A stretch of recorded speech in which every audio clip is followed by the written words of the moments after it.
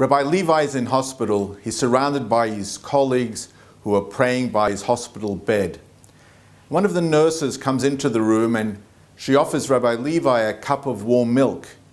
Rabbi Levi gestures to her and he says that he'd rather not have any milk at the moment. Rabbi Jacobs sees this and he feels that it probably would be a good idea if Rabbi Levi would have some warm milk. And he remembers that he has a bottle of whiskey in his car that he had set aside for the coming Kiddush this Shabbat. Goes down to his car, he comes back, and when no one's really noticing, he pours some of the whiskey into the warm cup of milk, and he goes over to Rabbi Levi and he says, "Rabbi, please, just drink a little bit. You will feel so much better." Rabbi Levi takes the glass of milk, he takes a sip. He looks at the cup, takes another sip, begins to smile, and he finishes off the whole cup of milk. And all of the rabbis that are so excited, they're so happy, they see that Rabbi Levi's got a bit of color and he's smiling, and they say to Rabbi Levi, "Please share with us some words of inspiration."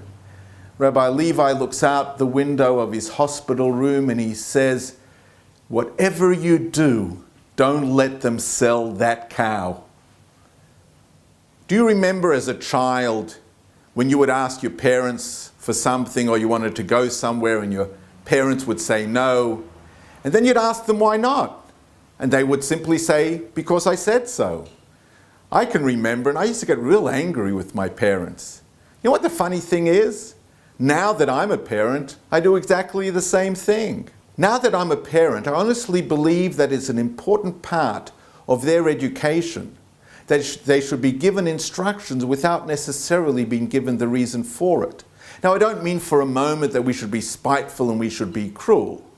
I simply mean that it is important that they need to learn this very important lesson, and that being, there will come times in our lives that we will be asked or instructed to do something, and the reason will not be given, or even if the reason will be given and we will not accept it or understand the reason, but we will have no choice but to actually do it.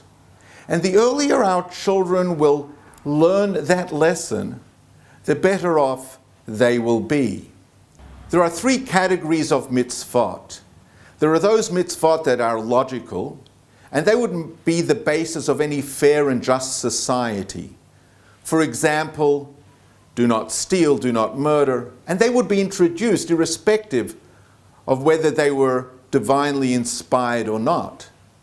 And then there are those commandments that we would not have introduced, but once God has given us the law and explained its reason, then it makes sense and becomes part of Jewish law. For example, the fact that we work for 6 days and rest on the seventh, the Shabbat, it is to remind us of the fact that God created the world in 6 days and rested on the seventh.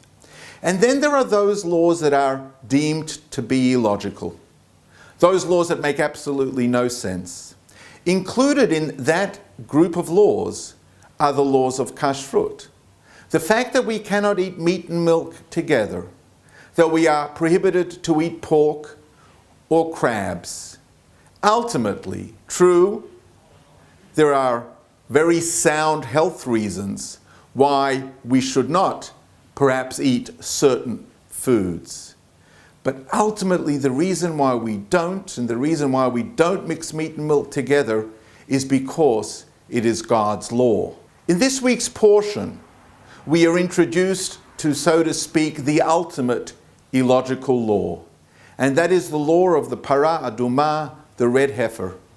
If somebody became impure by coming in contact with a corpse, there was a process of purification which included the sprinkling of the ashes from a red cow. The laws pertaining to this process and the laws of purity and impurity are truly laws that are defined as being illogical. What is interesting is that this law, when it's introduced in the Torah, is introduced with the phrase Zot Chukat HaTorah. It is not introduced with the phrase, this is the statute or the illogical law of the red heifer, but rather it's introduced as, this is the illogical law of the Torah.